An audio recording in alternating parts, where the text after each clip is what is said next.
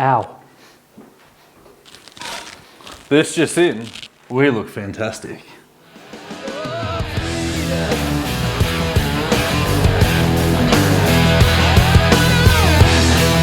Hey guys, welcome back to another episode of Rugby League Outlaws. This special news edition brought to you by our friends at Punctured Media, Zero Fucks Clothing and Top Sports. We take our news very seriously, Terry. Very seriously. And the big news this week is the new kids on the block, the Dolphins, have made not one, but two new signings. Not bad signings. Old signings. Very old signings. The new retirement village. However, you got to be half okay with going in with Jesse Bromwich and Mark Nichols, or Mark Nichols, whatever his name is, as your starting front row. Could be worse, although we have an exclusive. The first of many exclusives here tonight. We've obtained, or been sent, whatever works, a new logo for the Dolphins. Yeah, the Dolphins have unveiled their brand new logo. Suits. I like it. Yeah, it does. Look, it appears with their recruitment policy, would you say that Wayne Bennett hasn't learned to use the age filter on his Tinder profile? Wouldn't be the first time. No, absolutely not. Look, I'm not going to bag these signings too much. Obviously, Jesse Bromwich is a premier prop in the game. Still makes his meters, still defends really well. Yeah, he's 34 or whatever when he gets there, but experience, that's what they need. It's probably going to be a combination of experience and young guys. And you saw the season Mark Nichols had for Souths. They do. Well, they've covered the experience. Yeah, they've definitely covered the experience now. So, I mean, their very first ever signing was some young kid. That's what it's going to be like for the Dolphins. No, that's fair enough. Look, we didn't want to make fun of the signings because we're very positive and serious tonight. But we do have some poll results. We do, yeah. Look, we sent our survey out far and wide. 7.5 million people a lot of responses. Voted on this. What our favourite yearly tradition is in the NRL, and the results speak for themselves. Terry. Talk to me, Dan. Big news out of the Titans this week, and boy, are they continuing to build nicely. Philip Sammy has re-signed, shirking the new boys, the Dolphins. Yeah, he was too young. Didn't come up in their age filter, as we've already said. So, look, not a bad re-signing for the Titans. I don't know, is he going to be their starting winger? Is he going to get in the centres? I don't know. Handy depth, though. Really quick, strong. There's that frightening picture of Greg Marzu going around in the gym at the moment. Looks big. Yeah, he does. He's really small in height though, so you can have all the muscles you want, but you can't grow yourself. Look, can lift the weight though, which we all know is very, very important. Look, speaking of important, I want to ditch the jokes for a second and make a very serious comment. The NRLW is starting very soon, and I for one am very excited. Expanded competition. My favourite player, Matty Studden's playing for the Eels, so I suppose I got to support them. Never thought I'd say those words. Hope the men's team come last. Yep. But the comments section is once again an absolute farce. People sitting behind their keyboards and we love a joke. We love a joke. Sometimes we cross the line, not often.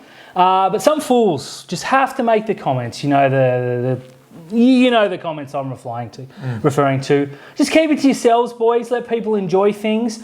I'm looking forward to the season, and go the Eels. Yeah, look, there's a lucky thing in the world these days that if you don't like something, you can just not watch it. You don't have to watch it. There's some breaking news for you. Absolute breaking news. If you don't like it, don't watch it. Furthering our big, huge news, I have it on good authority that Player X, who is supposedly training the house down, isn't. Breaking news, Dan. It's coming through thick and fast. Yep. The Tigers still suck.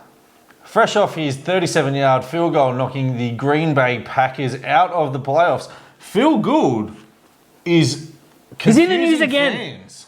Like, the fans, they don't understand, and neither do I, to be honest. For those that haven't followed his Twitter account, he refers to football teams in the plural and in singular, seemingly at random, and the fans don't get it. We don't understand it, but no one understands what Phil Gould's doing anyway, so whatever.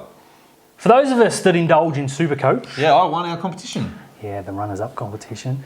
It's open during the week, and I'm already seeing screen caps of teams that are going to win the competition, despite not a single team being named, or, well, most squads aren't even full yet. Look, I'll give you the hot tip though. Do not pick Braden Trindle because he was apparently seen today training with Newtown? No. Yeah, look, some horrible news coming out of Newcastle. Jaden Brayley ruptured Achilles tendon. Don't think you're going to play this season. We've got to be serious on this one. No jokes on this one, mate. An absolute... It sucks. Yeah. It sucks. Former Shark. if we were going to make a joke, Dan. Dan, look, we're not one for speculation, rumours, innuendo. That's not what this show is about. Not here, mate. Not here at all. But there are rumours going around that Ash Taylor is going to partner Sean Johnson in the halves for the Warriors. Now, Ash has done himself, he backed himself on a train and trial contract to go and get that. Even if it's a 1-year deal, I fully expect him to be a signing for the Dolphins. But yeah, look, it sounds like it's going to be him and Sean Johnson in the halves for the Warriors. Sounds like a recipe for success.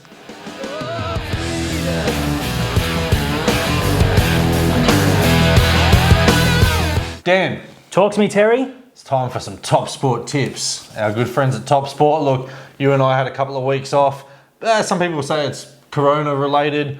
It's more about letting them get some cash reserves back up because we have been milking them. Pantsing. Yeah, my NBA tips have just been going through the roof at the moment.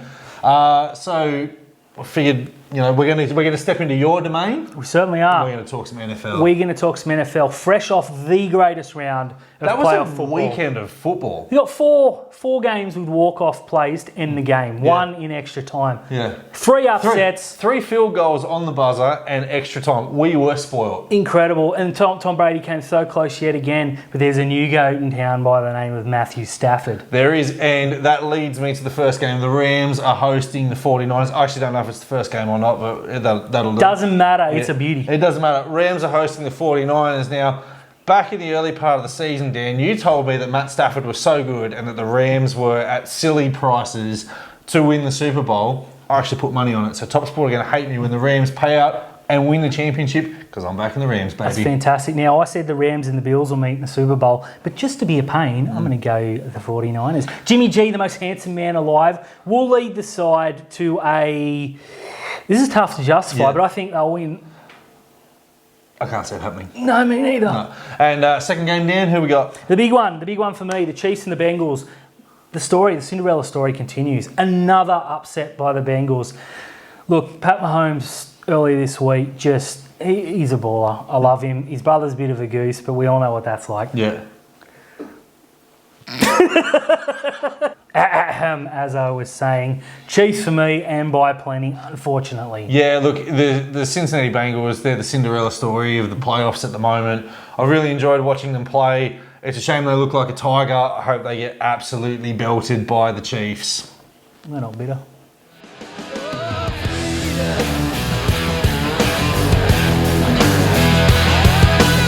Talk to me, Dan. Time to talk some black, white and blue. That's my favourite time of the week. Just to stop you, mate, how do they hear us without our microphones in the previous segment? I don't know. Whatever.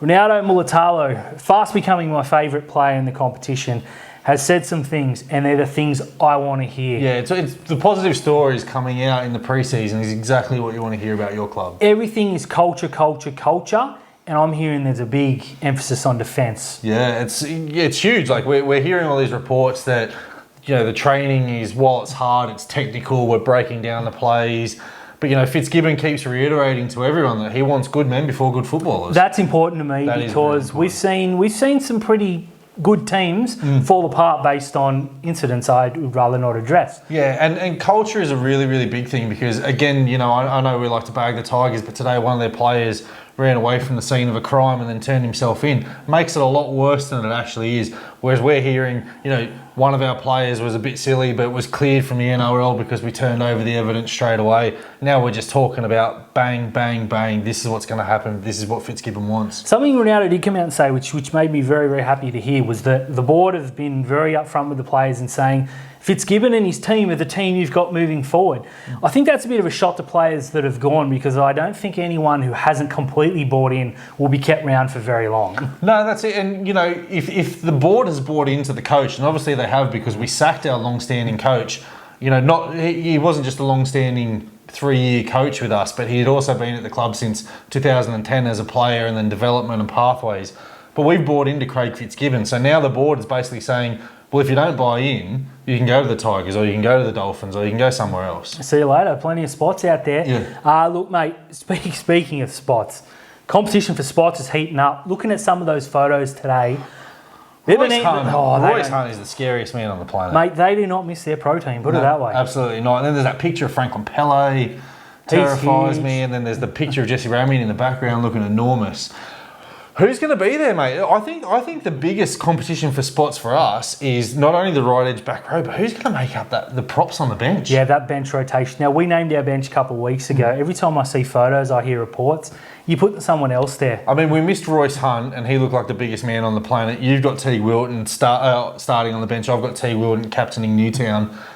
There's just so much competition. Aiden Tolman, serviceable player. Where's he going to play? Is he going to be the 18th man? Will he play at Newtown? Andrew Fafita looked trim. Certainly did. He looks better than he has in a couple of years. Wade Graham looks like a front rower now. He is looking in some football and shape, put it that way. Absolutely. Like, just this time off to get his body right, get his head right.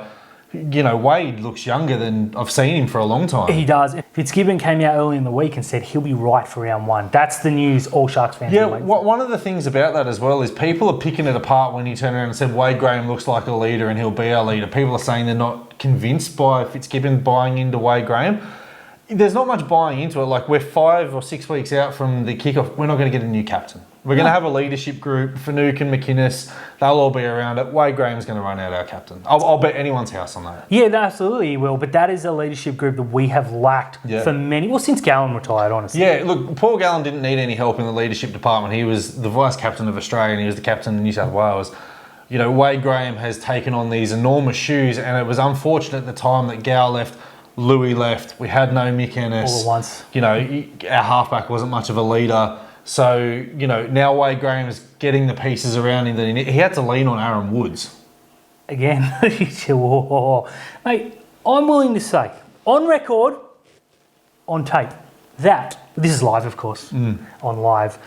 This is the most excited I've been for a competition to start since 2016.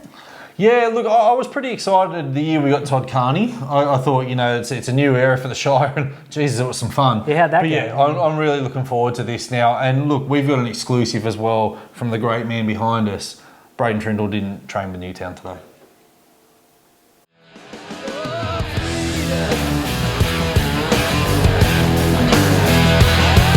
Dan, I think that's coming towards the end of the show. Sorry, Terry, I don't mean to cut you off. Benny.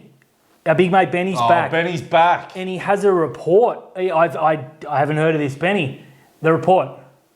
Yeah, Dan, I'll get that to you on Thursday. Benny, we're live, mate. We need it now. Live? Hey guys, thanks for tuning in to another episode of Rugby League Outlaws, brought to you by Punctured Media. Our friends at Top Sport and Zero Fucks Clothing. Don't forget to like and subscribe. Look them up. You know, trash us in Get the behind comments. them. Yeah, we absolutely love it. Get behind them. Get behind us. We love it. We love doing this every week. Dan? You know what else I love, Terry? What do you love? Rugby League, baby.